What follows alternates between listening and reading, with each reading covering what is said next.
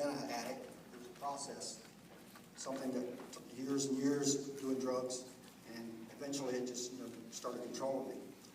I come from a good Christian family, grew up in a church, and went to church, knew about God, and at age 13, I accepted God into my life.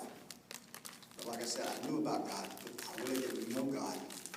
And that's where it led to where Satan get in there and start messing with me. And that's exactly what he started doing. I started messing around with pot at the age of 13, right after I got saved. And that led to other drugs. And the more drugs I did, the more I wanted drugs. It was like, at first I thought it was just fun doing them. And, it started controlling me. And a lot of people, they don't realize that, when you start doing drugs, that's what it'll do. It'll take control over everything you do. Over the years, I've been arrested more times than I can count. And every time it's been for drugs. Every time I'd go to jail, I'd get in there, and first thing I would do, I'd hit my knees and say, God, please, get me out of here. I'll do anything. And, you're stuck there, so you're not going to get out. And while you're in there, there's always Bible studies going on. And every time I'd go to jail, someone there would say, God brought you here. He's got a plan for you.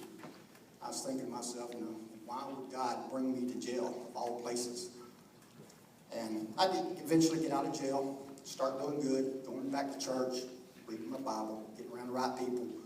But eventually, that would all change, and I'd go right back to doing the drugs again. And it was just like a never-ending cycle, over and over. Go to jail, get out, go to jail, get out. I've lost many jobs over the drugs. Drugs will take everything from you. Anything you love, it's going to take from you. Probably about 8 years ago, I went to prison for the first time here in Florida. It wasn't 8 years ago, it was a little sooner than that. But I went to prison here in Florida.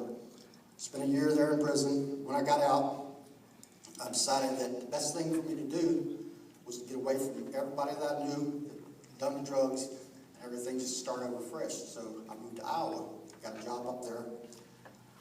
And the problem with that, though, is when I went up there, I didn't take God with me. I just went up there on my own, didn't take the Word with me and stay in His Word. So eventually I got back to doing the drugs again. Just doing them wasn't enough, so I started making them again. Because that's something that I've known for years and years was how to make it, so I figured start making it again. On December 14th of 2011, I was in my basement making a batch of meth up, and during the process of it, the plant blew up. And when it blew up, it set me on fire from the waist up. I was on fire, flames around me. That's about the most horrifying experience you could ever experience, is being on fire.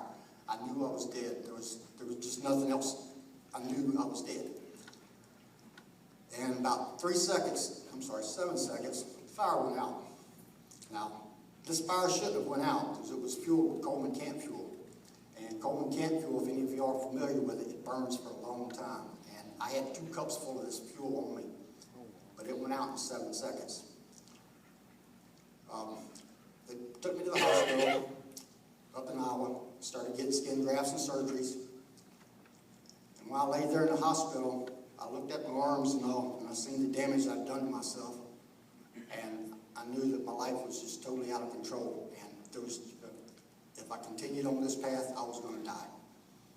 So right then and there, I told God, look, I'm done. I can't do this anymore. You just take over my life. Just use me however you want. I don't care. I can't do it. And that started a new process for me. While I'm laying there in the hospital, I was thinking of, back in days when I would go to jail, and people would say, God brought you here for a reason and all. He's got plans for you. So I'm laying there in the hospital thinking, wonder what God's got planned for me. It was something like this. And the only thing I came up with is, maybe He wants me to help other people struggling with addiction. So I laid there and I thought, how can I help people struggling with addictions? And I figured I'd start writing it down, everything that I knew about it, about what's happened to me and what led me to do drugs and how it affected my life. About 2 weeks later, they came and arrested me, told me that, I was going to jail for manufacturing methamphetamine. I got sentenced for 10 years in prison, U.S.A. State Prison. And I thought, when they told me that, God, hadn't I suffered enough? I mean, here I am, I'm burned. My arms all messed up, hadn't I suffered enough? But obviously, it wasn't about suffering that, I was going to prison for. He took me there. He's got plans for me. I just kept on asking the wrong people all the time for them plans. I never asked God what were them plans. But once I got there to the prison, I decided, God, what is it? What are my plans that you got for me? While I'm up there in prison in Iowa, they've got a program called Brothers in Blue. And this program is to bring you closer to God so you get a better understanding and all. And one of the speakers there one night, he gave us a little example of how God works in your lives. And I think you'll like this because it's about golf. He said that I don't have a golf ball, but we're a golf ball, okay? And we're a nice shiny golf ball, ready to go down the fairway, down to the green. We're ready to go. We want someone to take a big old wood and just knock the heck out of us and put us down there. But that ain't what God wants us to do. If we get knocked clean down there all the way to the green, we're going to miss a lot of things that He's got for us in life. So what he does is He hands you a putter. And with that putter, He wants you to putt all the way down that fairway, slowly, so you can enjoy things that He has for you, so you don't miss out. That way, you eventually get to the green and you enjoy it. I started getting blessed. As soon as I gave my life back to the Lord there in the hospital, He started blessing me. Even though I didn't realize it at the time, He started blessing me right there on the spot. Got to prison. Like I said, I'm laying there. And at first, I hated it. I just couldn't believe why I was there. But after a while, after the guy spoke and told me that, I realized, God did bring me there. He did have a reason for me being there. He wanted me somewhere where I could sit without any distractions from the outside world or anything, and do nothing but concentrate on getting to know Him. Because up to that time, I only knew about Him. I didn't know Him. I just knew about Him. So now it's time for me to know Him. And that's what I did. I started spending my time reading His Bible, doing devotions, praying, talking to Him. And I really got to know God and got a real close personal relationship with Him. I'm back home, my sister, my mom, I would look at them and I'd see joy in their faces all the time. Just joy. I still wasn't feeling this joy. I pray to God, why can't I feel joy? Why can't I feel this joy? And this went on for several months, and I wanted to give up and just say, to heck with it, stop reading the Bible, but I didn't. I just kept on and on and on.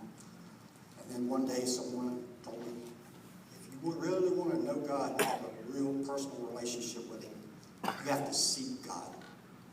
That means daily, constantly, continuously. You have to seek Him in your relationship with God.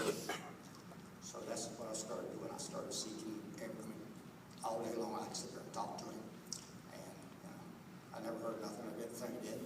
Eventually, all of a sudden, I heard God. I actually heard His voice. And once I heard His voice, I got a joy inside of me that it's just, I cannot even describe it.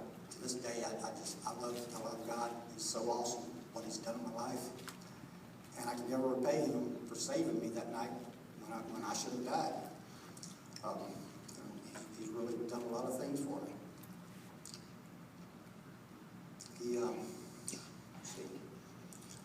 Like I said,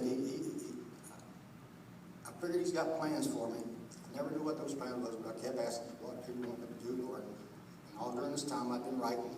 And eventually, I wrote a book. It's not a big book, okay? It's a small book. It's called My 7 Seconds in Health, A Complete Story. Now, the reason I wrote this book, like I said, I wanted to go to addicts who are struggling with addiction. I wanted to go into the prisons to help people that's in prison on drug charges to see there's a better life. And if they only allow God into their lives, He'll change them, and their whole life will change. So that's the purpose of that book, and hopefully it'll get to where it needs to go. Also, I've started an online 12-step program, and it's called God's Way Online 12-Step Recovery, where there's a lot of people who can't get to meetings and all. This way, they can come online and they can go into a recovery meeting, and we have weekly meetings, and it really helps a lot of people, and it's been growing pretty good. So I can't really say for a fact this is actually what God's wanting me to do, but until He tells me different, this is what I'm doing. I like speaking. I'm not the greatest speaker, but I like to speak and share my story. And hopefully, if there's someone out there that needs to hear it, they're going to hear it. That's just about all I got on this. I want to play a song for y'all, if you don't mind. And then that'll be the end of it. You won't have to hear it anymore. Oh, Dale, come on.